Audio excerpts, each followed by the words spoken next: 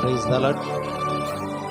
ప్రియ దేవుని బిడ్డ, ఈ యవన బిడ్డ, దేవుడినితో మాట్లాడుతున్న ఈ ఉదయకాలమున మాట ప్రసంగి గ్రంథము 11వ అధ్యాయము 9వ వచనం చూస్తే, యవనుడా నీ యవ్వనమందు సంతోషపడు, నీ యవ్వన కాలమందు నీ హృదయము సంతుష్టిగా ఉండనేమో, నీ కోరిక చొప్పున నీ దృష్టి యొక్క ఇష్టము చొప్పున ప్రవర్తించు.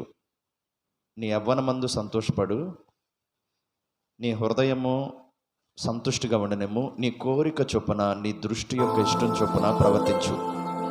ఓ యవనుడా, ఓ యవనరాల, సహోదరి సహోదరుడా, నీ కోరిక చొప్పున నీ దృష్టి యొక్క ఇష్టం చొప్పున ప్రవర్తించు. సంతుష్టిగా ఉండినిమ్ము, సంతోషంగా ఉండు. అయితే ఈ మాటను బాగా విను. అయితే వీటన్నిటిని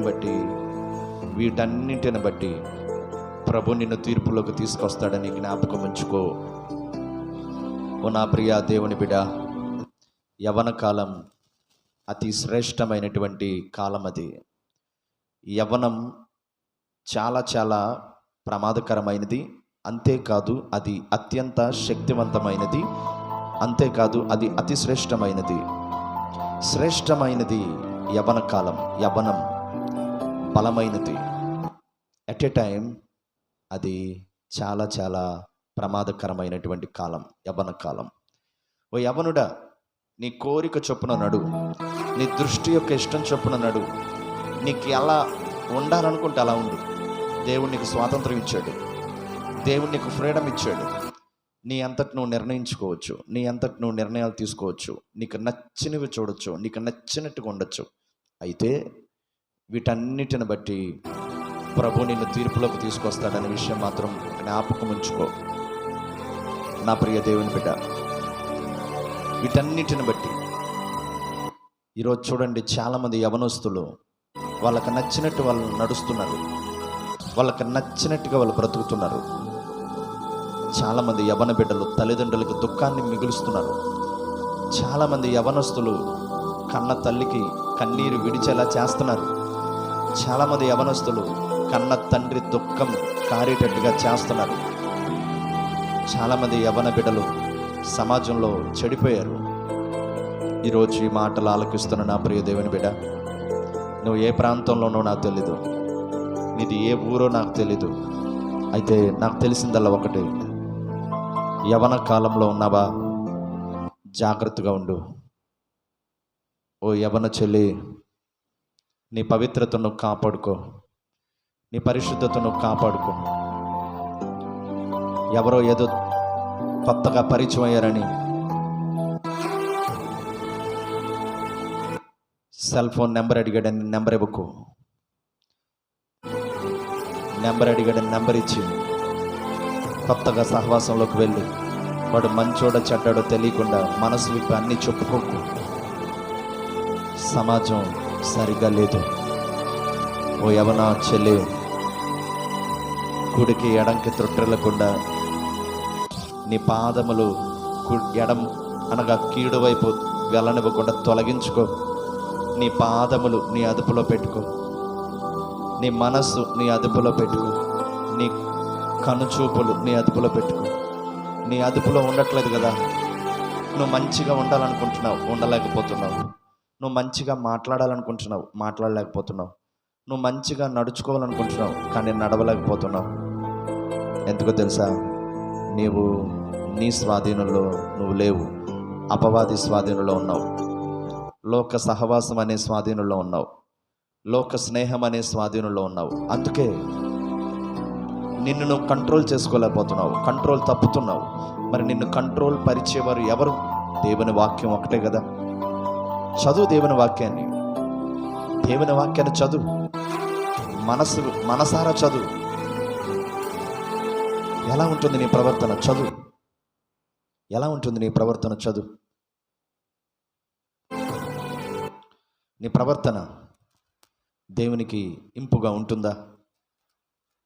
నీ మైండ్ సెట్ దేవునికి ఇష్టంగా ఉంటుందా? ఓ నా ప్రియ దేవుని యవన బిడ్డ, ఈరోజు చాలామంది యవనస్తులు మొబైల్ ఫోన్కి అడిక్ట్ అయిపోతున్నారు. ప్రతి యవనస్తుడు గంటల తరబడి సెల్ ఫోన్స్ పట్టుకొని సెల్ ఫోన్లో ఉన్న చెడ్డ దృశ్యాలను చూస్తూ వాళ్ళు ఎంతగానో పాడైపోతున్నారు. నేను చాలాసార్లు మా సన్నిధిలో చెప్తుంటాను, చూసే పాపం, చేసే పాపం, చెప్పే పాపం, చించే పాపం, 4 రకాల పాపాలు. ఒకటి కళ్ళతో చూసే పాపం, రెండోది శరీరంతో చేసే పాపం, మూడోదిగా నోటితో చెప్పే పాపం, నాలుగోదిగా ఆలోచించే పాపం. ఈరోజు ఓ యవన సహోదరుడా, నువ్వు ఏ పాపంలో ఉన్నావు? చూసే పాపంలో ఉన్నావా? నువ్వు ఏదైతే చూస్తావో నువ్వు అదే ఆలోచిస్తావు. నువ్వు ఏదైతే ఆలోచిస్తావో నీ శరీరంతో అది చేయాలని చూస్తావు, లేకపోతే ఇతరుల కన్నా చెప్పి చేయించాలని చూస్తావు. యవనం దేవుడిచ్చినటువంటి శ్రేష్టమైన యవన కాలం అది. దేవుని కొరకు నిలబడాలి. ఓ యవనుడా, దేవుని కొరకు నిలబడతావా? దేవుని పని కొరకు నిలబడతావా?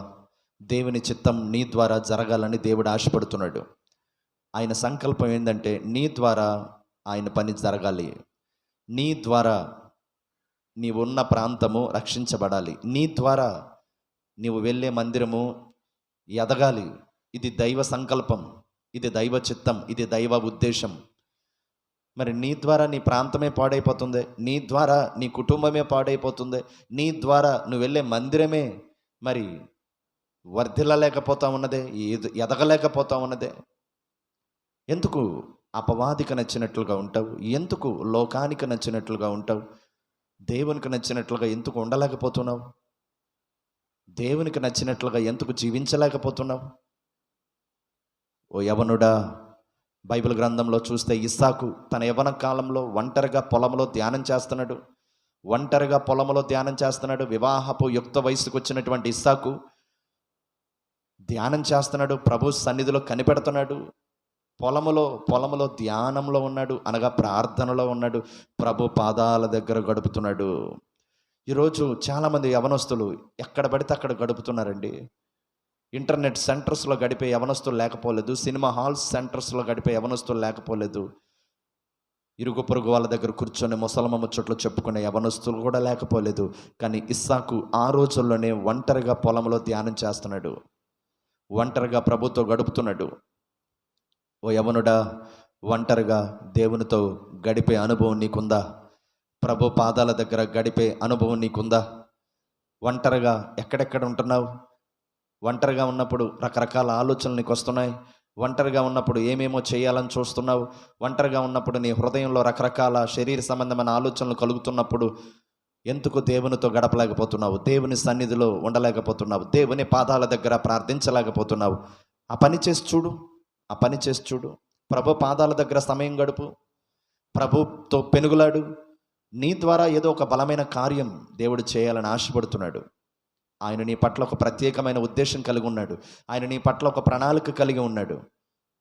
ఆయన నీ పట్ల ఒక సంకల్పం కలిగి ఉన్నాడు. బైబిల్ గ్రంథంలో ఇస్సాకు పట్ల ఒక ప్రణాళిక ఉన్నది, యోసేపు పట్ల ఒక ప్రణాళిక ఉన్నది, మోషే పట్ల ఒక ప్రణాళిక ఉన్నది, డానియేల్ పట్ల ఒక ప్రణాళిక ఉన్నది, షద్రక్ మేషక్ అబేద్నెగోల పట్ల ఒక దైవ ప్రణాళిక ఉన్నది. వాళ్ళ పట్లైనా నీ పట్ల లేదా? నీ పట్ల కూడా ఉన్నది. నీ నుంచి కూడా ప్రభు ఆశిస్తున్నాడు. నీ ద్వారా నీ ప్రాంతం వెలుగులోకి రావాలని, నీ ద్వారా నీ ఫ్యామిలీ వెలుగులోకి రావాలని, నీ ద్వారా నీ కుటుంబము వెలిగించబడాలని ప్రభు ఆశపడుతున్నాడు. ఆశ తీరుస్తావా? ఆయన దాహం తీరుస్తావా? ఆయన దప్పిక తీరుస్తావా? ఓ నా సహోదరుడా, ఆలోచించు. అపవాది దాహం తీరుస్తున్నావు, అపవాది ఆశ తీరుస్తున్నావు, అపవాది కోరికలు తీరుస్తున్నావు, లోక సంబంధమైన ఆశలు కలిగి జీవిస్తున్నావు, లోకంలో శరీర సంబంధమైన ఆశలు కలిగి ఉర్రూతులుగుతున్నావు. ప్రభు నీ కొరకు కల్వరిలో శిలువ మీద వేలాడా తెలుసు నీకు. ప్రభు నీ కొరకు రక్తం కార్చాడని తెలుసు నీకు. ప్రభు నీ నిమిత్తమే శిలువ మీద వేలాడాడని తెలుసు నీకు. తెలిసినా ఎందుకు ప్రభు పని చేయలేకపోతున్నావు? ప్రభుకి ఇష్టంగా బ్రతకలేకపోతున్నావు? సహోదరుడా, సహోదరి, లోకాశలతో ఎందుకు నీ దేహాన్ని నీవే పాడు చేసుకుంటున్నావు? నీ హృదయాన్ని నీవే పాడు చేసుకుంటున్నావు. నీ పవిత్రతను నీవే పాడు చేసుకుంటున్నావు. సహోదరి, ఇకనైనా ప్రభు వైపుకు తిరుగుతావా? నువ్వు తిరగాలి, అనేకులను ప్రభు వైపుకు త్రెప్పాలి. ఇది కదా దైవ సంకల్పం. నువ్వు తిరగాలి, అనేకులను ప్రభు వైపుకు త్రెప్పాలి. నువ్వు వెలగాలి, అనేకులను వెలిగించాలి. నువ్వు నడవాలి, అనేకులను నడిపించాలి. నువ్వు లేవాలి, అనేకులను పైకి లేపాలి. ఇది కదా ప్రభు ఉద్దేశం. నువ్వు తిరగాలి, అనేకులను తెప్పాలి. ప్రభు వైపు తిరుగుతావా? నువ్వు పైకి లేవాలి, అనేకులను పైకి లేపాలి. నువ్వు నడవాలి, అనేకులను దేవుని సన్నిధిలోకి నడిపించాలి. నువ్వు వెలగాలి, అనేకులను వెలిగించాలి. ఓ దీపస్తంభం చూడండి, అది వెలిగింది, అనేకులకు వెలుగునిస్తుంది. ఒక కొవ్వొత్తి చూడండి, ఒక క్యాండిల్ 99 క్యాండిల్స్ని వెలిగిస్తుంది. ఒక్క క్యాండిలే. ఈరోజు నువ్వు ఒక్కడివే నువ్వు వెళ్ళే మందిరాన్ని వెలిగించలేవా? నువ్వు ఏ మందిరానికి అయితే వెళ్తున్నావో, ఏ సన్నిధికి అయితే వెళ్తున్నావో, ఆ సన్నిధి వర్ధిల్లలేదా? ఆ సన్నిధి అభివృద్ధి చెందలేదా? ఆ సన్నిధి ఎదగలేదా? ఆ సన్నిధి కొరకు ప్రార్థించు. ఆ సన్నిధి కొరకు ఉపవాసం ఉండు. ఆ సన్నిధి కొరకు మోకరించు. ఆ సన్నిధి కొరకు, ఆ సన్నిధి ఎదగాలి, ఆ సహవాసం ఎదగాలి, ఆ మందిరం వర్ధిల్లాలి, ఆ మందిరం అభివృద్ధి చెందాలి, ఆ మందిరము నూరంతల ఆత్మతో వెలిగించబడాలని ప్రాకులాడు, ప్రభువుతో పెనుగులాడు, ప్రార్థించు. ఆ మందిరం ఎదగాలని ఒక కొవ్వొత్తు వలె కరిగిపో. నువ్వు కరిగిపోతూ అనేకులను వెలిగించే ఒక జ్యోతి వలె నువ్వు ఉంటే నిన్ను బట్టి ప్రభు ఎంతగా సంతోషిస్తాడు. ఓ నా ప్రియ దేవుని బిడ్డ, ఈ రోజు నుంచి ఒక తీర్మానం తీసుకో. నేను ఒక క్యాండిల్లా ఉంటా, నేను ఒక దీపస్తంభంలో ఉంటా. ప్రభువా, నీ కొరకు నేను వాడబడతా, నీ పని చేస్తా, నీ చిత్తాన్ని నెరవేరుస్తా, నీ ఉద్దేశాలు నా ఉద్దేశంగా మార్చుకుంటా, నిత్య తీర్మానం తీసుకుంటా. నేను తిరుగుతా నీ వైపు, అనేకులను తిప్పుతా. నేను నడుస్తా నీ సన్నిధికి, అనేకులను నడిపిస్తా. నేను వెలుగుతా నీ కొరకు, అనేకులను వెలిగిస్తా. నేను పైకి లేచి నిలబడతా నీ కొరకు, అనేకులను పైకి లేపి నిలబెడతా. ఇది నా నిర్ణయం, ఇది నా నిత్య నిర్ణయం. తీసుకో తీర్మానం. Praise the lord.